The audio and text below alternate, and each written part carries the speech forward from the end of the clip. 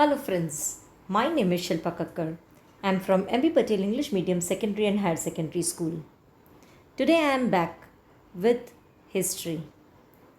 We are continuing with chapter number 9. The name of the chapter is Struggle for Independence. In the previous sessions, we learnt about constitutional reforms, advent of Gandhi, the movements which he did using his weapon of truth and non-violence, different reformative constructive programs led by him, the sad massacre of Jallianwala Bagh, Khilafat movement, non-cooperation movement, different revolutionaries fighting for the freedom of India at different places, opposition of Simon Commission and Salt Satyagraha, Quit India movement, Dandi March, all these things we have discussed in our earlier sessions. Now let us move further. The contribution of so many leaders gave us freedom. In their own way, different leaders fought for independence. One of the leaders was Subhash Chandra Bose, a very prominent leader, a very brave, intelligent, the man with different instinct. Actually, he joined this freedom struggle with Congress only. But he did not like the way of Congress. And then he adopted his own means and led the freedom movement further. A very noteworthy movement held parallel to Quit India movement, which exhibited the valor and ardor of the people for India's independence. The movement, headed by Subhash Chandra Bose from the Indian National Army, which occupies a unique place in Indian history. Subhash Chandra Bose established forward bloc after quitting Congress, Indian National Congress. The government arrested him. He was even kept under house arrest. But this man had the dream to make India free from the clutches of British. And when he was arrested and sent to jail, he went on fast. As he was not keeping well, he was sent to his house, where he was kept under the vigilance. As the British government kept surveillance on him, somehow he escaped from the house arrest and reached to Peshawar from Bengal. From Peshawar, he went to Russia, and later on, he sought the help of German soldiers. During that time, Indians fought on behalf of British. We have already discussed that British, without taking permission of Indians, participated, they took the Indian soldiers to war front, even though India was not at all involved in the World War. There, the soldiers who were caught and were made prisoners of war, they were freed by Germany. And Subhash Chandra Bose made those prisoners of war his soldiers of his army, Indian National Army. After seeking the support of Germany, he went to seek support from Japan. Japan gave a financial support to India, to Subhash Chandra Bose.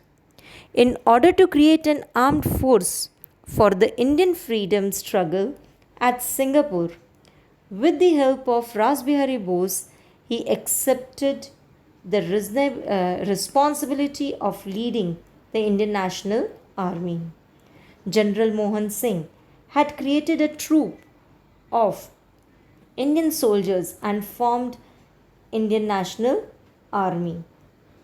He gave the slogan Jai Hind and started his activities of the Indian National Armies abroad.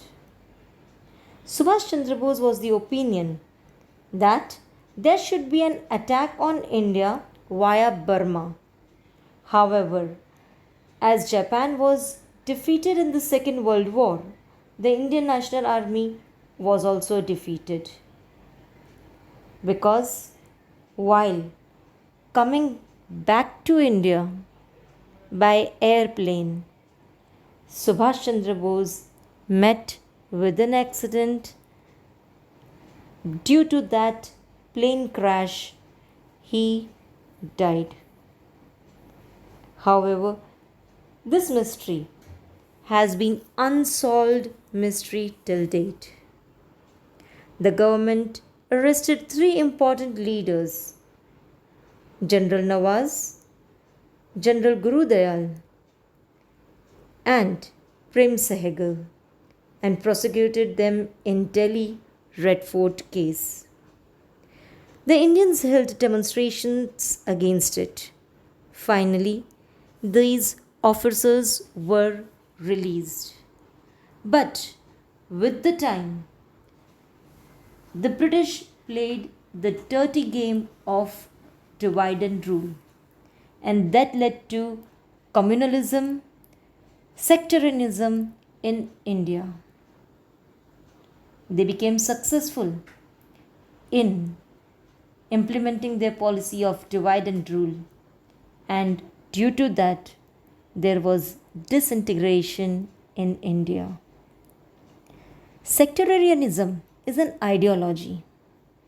According to this ideology, Hindu, Muslims, Sikhs, Christians, they all are different and have distinct communities. As they are different, so their interests too.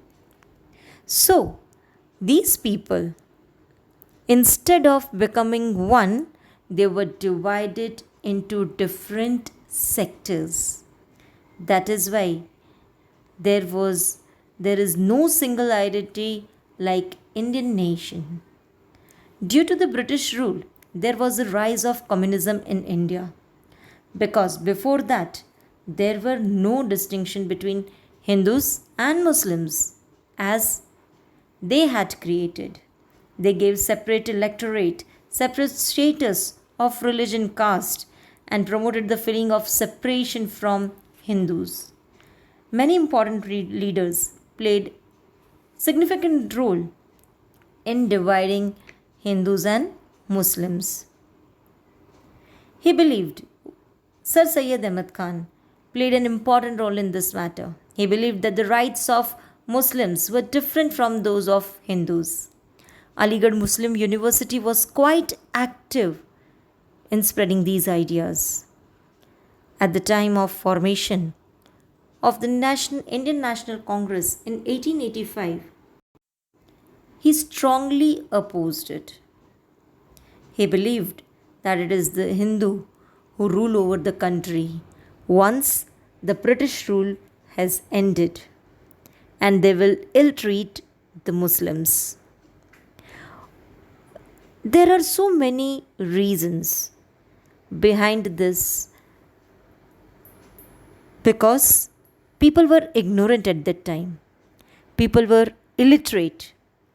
People, they believed in communalism and they did not accept the new ideas, Western thoughts, science, the reasoning, logical things behind the different things.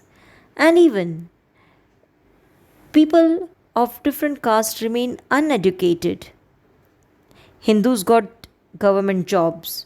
They started trading. They started doing business in different countries. But when we see the other communities, they could not do so. They just fight. They just fought for granting separate electorate. They turned more rigid under the rule of foreign rulers. Even they refrained from the nationalistic movements also. The stand taken by Muslim League caused deviation of the Muslims having patriotic feelings. Number of Muslim nationalists took active part in freedom movement. Maulana Azad was one of such tolerant national Muslim. In spite of all these, the Muslim League was gradually getting stronger. People from different areas started fighting for freedom, but they wanted the separate state. The Hindu organizations like Hindu Mahasabha was also getting communal just like the Muslim League. See students, it is not one-sided game. At that time, the fault was there of both the parties.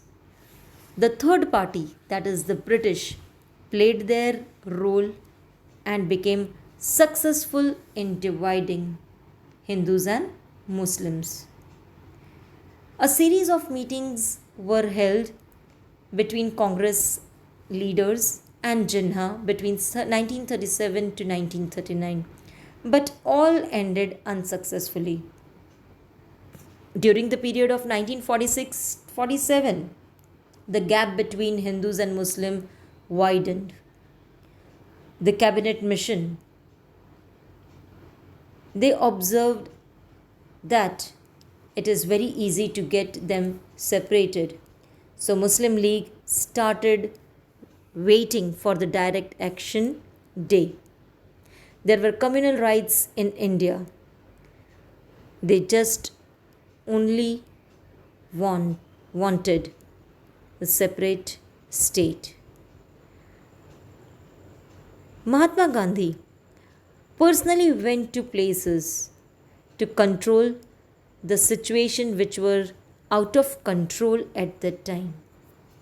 But under Mountbatten's scheme, Muslim League demand was accepted, and at the time of independence there was Partition of India. There was altogether different turn in the Indians' movement for independence once the Second World War was over. The balance in the power at the international level had been disturbed due to the Second World War. Now America and Russia had emerged as the world superpowers, but these nations believed in the freedom from colonialism and imperialism. Although British was on the side of the conquerors, but it had become financially insecure. Not only that, after the Second World War, the Conservative Party had replaced the Labour Party in power in Britain. The soldiers rebelled in Bombay. Hence, the government realized that gradually it was losing its hold over the army also. The police and the government officers were also supporting the freedom movement at the time of agitations which took place on large scale in the native states as well. They could not do anything. There were strikes and the British ruled India. Later, There were mass strikes. Many people lost their lives. Even in South India, railway workers proceeded on strike. At that time, all these government deputed after looking at this, government deputed a cabinet mission to India with an aim to transfer of powers to India. Except the proposal that India will prepare their own constitution, all were rejected. Under this scheme, an interim government was formed in 1947 with the support of the Muslim League with Jawaharlal Nehru as its leader. Finally, the Prime Minister of Britain, Clement Attlee, made an announcement that British will end its rule over India by June 1948. After the announcement by Attlee, the Muslim League turned more aggressive. There were communal riots all over India. In March 1947, Mountbatten was appointed as the Indian Viceroy to control the situation. He declared the plan after holding discussions for India and Pakistan. And thus, two different states came into existence on 15th August 1947. Indian nationalistic leaders accepted with a heavy heart the partition. Jawaharlal Nehru told while addressing the Constituent Assembly on 14th August 1947 that while the whole country is sleeping, India will march towards life and independence. With independence, India had faced many issues. There were approximately around 562 native states which wanted to retain their independent status and had turned problematic for India.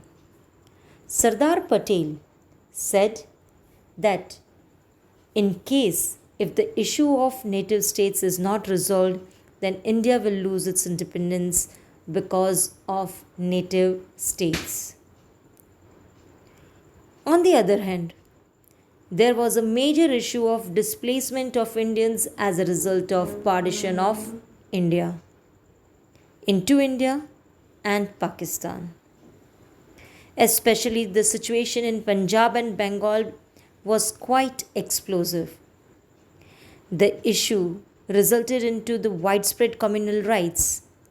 We got a moving description of all these events in the book Train to Pakistan, authored by a notable writer of literature Khushwant Singh. Movies were made on it to show the condition, the pathetic condition of the Indians during that time. India was terribly exploited during this time of 200 years of the British rule. But the independent India was facing a big challenge of transforming illiterate and poverty stricken India into a politically and educationally independent nation. The country had to meet the challenges, making progress and development in the field of agriculture, industry, education, and technology. There rose a major issue of provincial arrangements in India after independence. It once again put at stake India's unity and individuality. However, today India has progressed very well to solve the issues, and the whole country is determined to raise itself to the level of a superpower. Students, in this chapter, we learnt how Indian leaders, each and every citizen of India, fought for the freedom of India to make India free from the clutches of British. It is hard earned freedom. Students, preserve it. Take care. Take care of your country. Be proud of your country. Be proud of your nation. For better understanding, you have to read the chapter. I ended this chapter over here. I have completed all the topics of this chapter. For further knowledge, read the chapter thoroughly and understand it. Thank you.